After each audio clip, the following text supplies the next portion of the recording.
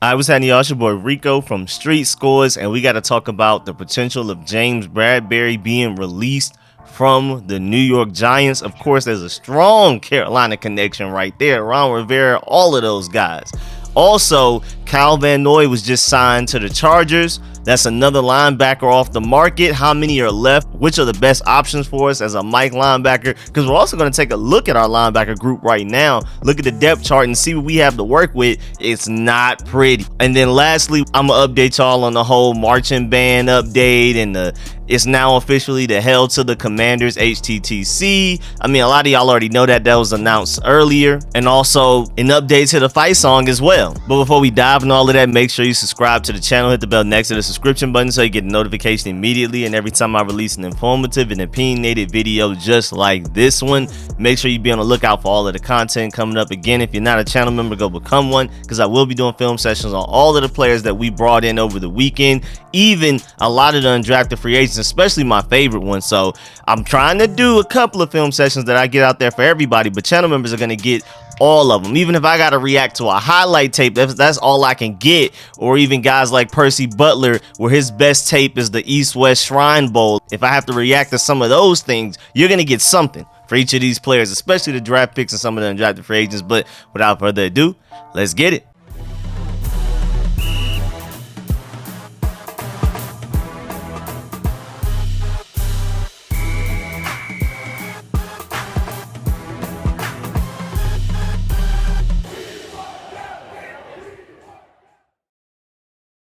All right, so starting with James Bradberry, just to let y'all know, the Giants are expected to release James Bradberry if a trade cannot be reached. And of course, whenever you put out there that you're willing to even cut a guy, it's highly unlikely that a trade happens, because now teams are lowballing you. So you're either going to accept a crazy package or you're probably just going to end up releasing them anyway. And maybe every team is holding out, just hoping that they don't even have to give up a late round pick to get them. Because if everybody holds out and the Giants can't trade them to anybody, they're just going to end up cutting them. And so then everybody else, the other 31 teams, all win in that scenario. So I think they're all probably colluding together to not offer the Giants anything, wait for them to get released, and then everybody's just going to try to fight for them. But if you're one of those teams that want to go ahead and get ahead of it and want to make sure that you're the team that gets them, then maybe you start negotiating with the Giants and try to offer something low, maybe, I don't know. Or maybe if you really want James Bradberry, you go ahead and offer them something that they would actually take. But as of right now, it looks like nobody's really offering anything significant. Otherwise, he would have been traded by now.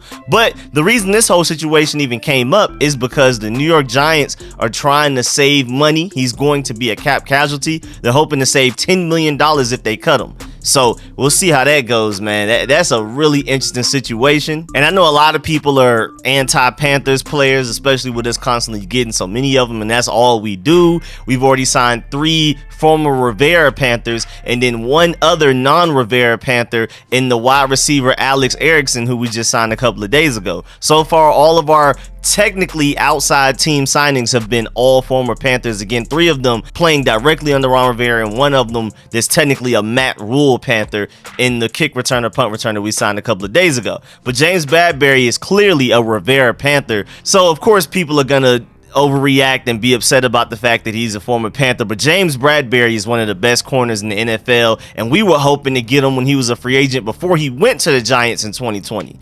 And so if we can get him for any type of cheap, you do it. I don't care. William Jackson, Kendall Fuller, Benjamin St. Juste, all of these guys, you can never have too many good corners, especially depending on what the price may be. And just to further prove the point, even though Pro Football Focus graded him as the 58th ranked corner in the NFL last year, I guess you could say film-wise, last year was probably his least effective year in a few years, but he was still really good. He just was pretty bad in run defense, but statistically, I mean, he was 12th in targets and only 6th in the receptions allowed. That's really good in itself. But Pro Football Focus felt like he had a 65 coverage grade and a 62 grade overall. because his run defense was so bad. In 2020, the first year that he was playing with the Giants after he signed with them for a pretty big contract, which is why the Giants are trying to get rid of his contract to save money. It's not like they're trying to get rid of him because he's been bad. They just really need cap space right now. And so he had a 79.9 coverage grade in 2020, the first year he was with the Giants, and an overall grade of 79.8, one of the best corners in the NFL. And the year before he left the Panthers, his final year with the Panthers before he went to the Giants, they felt like he had a 65.4 coverage grade and an overall grade of 61.7. But I mean, there was a reason that a lot of us, including me, really wanted him after that year. I felt like Pro Football Focus has graded him pretty harshly a few years that he's been in the league. I would love to get James Bradberry. Again, it depends on the money, but you can never have too many great corners, and we've already seen how well he plays in a Ron Rivera defense. Of course, Jack Del Rio is the defensive coordinator, but Ron Rivera has input as well, and he made James Bradberry look like a great corner, which is the reason why he was able to, I believe he was the highest paid corner in that free agency cycle. At the very least, top 3, and he earned that. He's a really good corner, and so, again, depending on the money, if it's cheap, you got to. William Jackson on one side, James Bradberry on the other side, you can argue is one of the best, if not the best, cornerback tandems in the NFL. Easily top 5. And then to add Kendall Fuller in the mix, that he's really versatile, free safety, slot, outside, whatever you need, and just the overall secondary, that would just boost our secondary so much, especially with how high my expectations are for Percy Butler.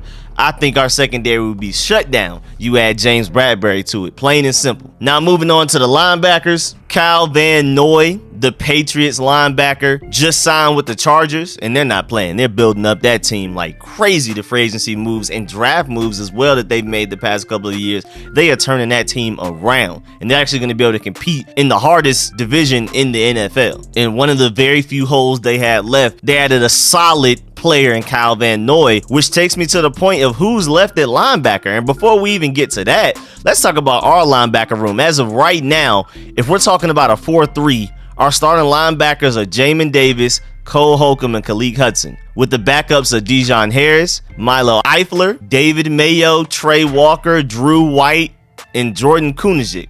And a couple of those guys, a few of them actually, are special teams guys only. Right now, outside of Cole Holcomb, Jamin Davis, and Khaleke Hudson, our best backup linebacker is David Mayo. Like, our linebacker group is atrocious right now. We still don't even technically have a nickel.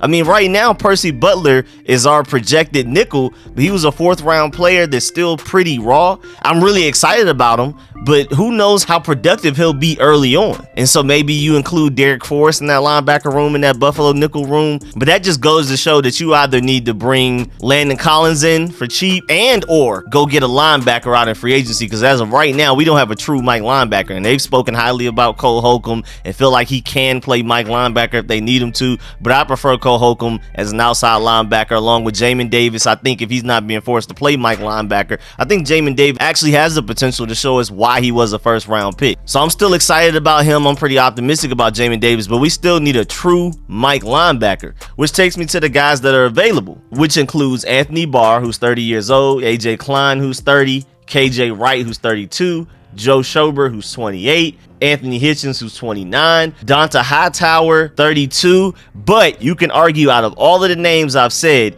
he is the best one available at his best. We're not going to say he's the safest bet to be the best one out of all of the linebackers available currently, but if we're talking about all of these guys at their best, Donta Hightower is definitely easily the best. I mean, just a few years ago, he was a back-to-back Pro Bowler. He was great in coverage. He was great against the run, but he just kept getting hurt. And he missed that 1 year. He was one of the people that held out during the COVID-19 pandemic year. Then he came back the next year and was injured. And it's just, he hasn't been able to get back to his Pro Bowl self.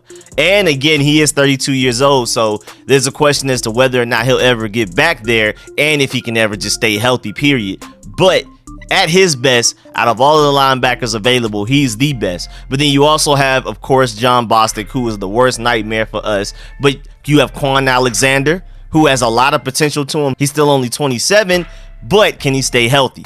And so that's a mystery pick right there. That's a boom or bust right there. And then AJ Johnson, who you can argue out of all of the available linebackers had the best season last year. even including his injuries. But when he was available, that man was balling for the Denver Broncos. But it's technically a different system. But who knows, man? I'd be willing to take a chance on him as well. So we'll see, man. I mean, it's not the best crop of linebackers available, but there's some guys out there that are definitely better than what we have on this roster. And if you can get one of these guys for really cheap, I'm happy. I'm not necessarily super excited, and I don't necessarily feel like our middle linebacker position has been completely solved and we no longer have to worry about it. But I'd definitely be more comfortable adding one of these guys to our linebacker room than not, again, for really cheap.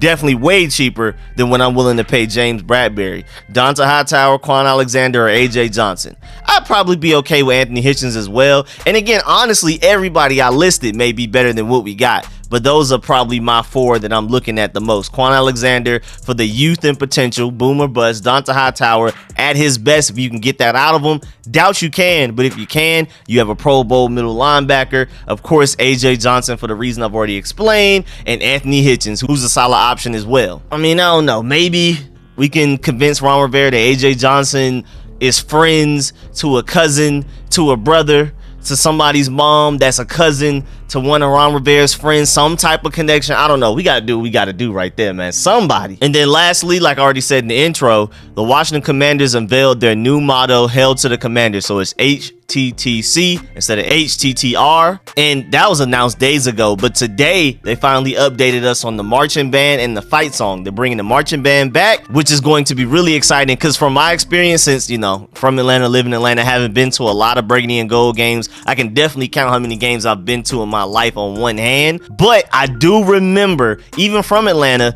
when we clinched the division, that 2012 season, the RG3 season, where we beat the Cowboys the last game of the season, winner wins the division, loser doesn't even make it to the playoffs.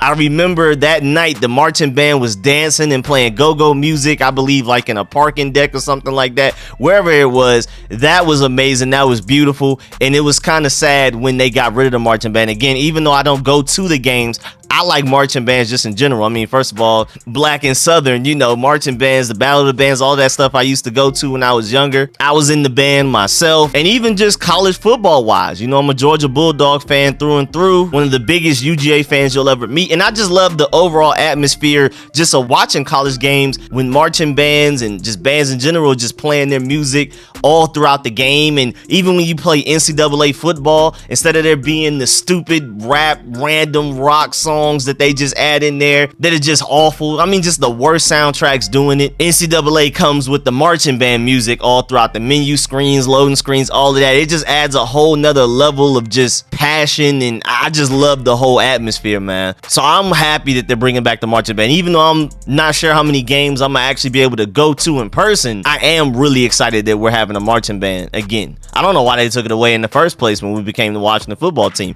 but I'm glad they're bringing it back as the Washington Commanders. And they even came out with an official statement. They said, today the Washington Commanders announced the official return of the marching band for the 2022 season with an open invitation for musicians in the DC, Maryland, and Virginia area to audition to be part of the inaugural Commanders marching band. So apparently they're not even bringing back the exact guys they had last time. I guess they're opening up auditions and they're trying to create one, trying to put one together right now. The 60-person ensemble will feature musicians from across the DMV and will be composed of woodwind, brass, and percussion instruments, and debut at the Commanders training camp this season. And I was woodwind instruments when I was in the band. I was never percussion or brass. But I also think that's dope, even being from Atlanta, the fact that they're trying to get people from the DMV to be a part of it, at least to be the majority of it, if not all of it. I love that a lot. I mean, of course they want somebody that lives nearby, because that's just easier as far as everything running smoothly and everybody being everywhere on time and stuff like that. But like, also I love the fact that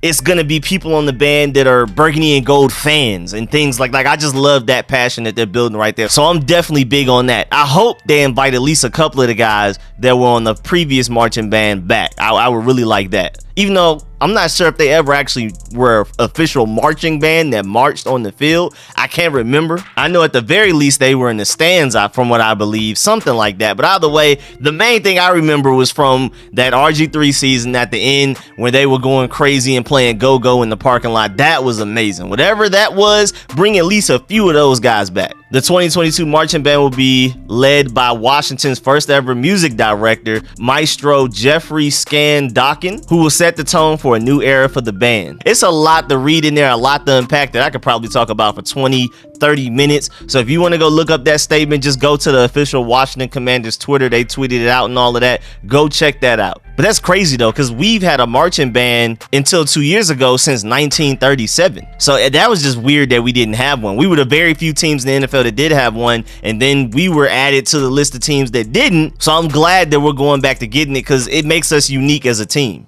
Not a lot of teams in the NFL have marching bands or even care to, so I'm definitely excited about that. Even just watching it from TV, just to hear them playing the music again, as a guy that loves the college atmosphere, with Georgia having their band and just any college team really having their bands playing, and like depending on what the situation of the game is, the momentum, what songs they play to fit the situation and to fit the atmosphere. I just love the whole thing, so I'm happy. I'm probably one of the people that's the happiest about the band coming back for sure. And I'm not even a guy that goes to a lot of games. Even just watching it from the TV, I love it. And then, like I said, also the updating the fight song. And Jason Wright spoke on it. He said, quote, "We're going to pull the fight song forward because it's an essential part of the tradition and experience of this team. This name was chosen because it had a nice fit with the fight song, Hail Victory, the Warpath Fight for ODC. So in partnership with our fans, let's write that new fight song together and play it here." So we don't know exactly what the fight song will be, like what the words will be and everything. But I'm assuming it will be at least mostly similar to the old fight song, because the fact that he even just said, like I read earlier, that one of the reasons they picked the name Commanders was because of how seamless it can fit into the fight song. So we'll see though. But yeah, man, that's the end of this video. Please get in the comment section. Let me know how you feel about everything discussed in this video. Please leave a like if you liked it, if you learned anything. I know you learned something, so you're legally bonded to have to leave a like on this video. Also, appreciate all the support, man. Shouts out to all of my sponsors, especially my Pro Bowl sponsors, whose name you see scrolling on the screen right now. Be on the lookout for more content. It's a plenty of it coming, and I'll catch y'all later. I'm out.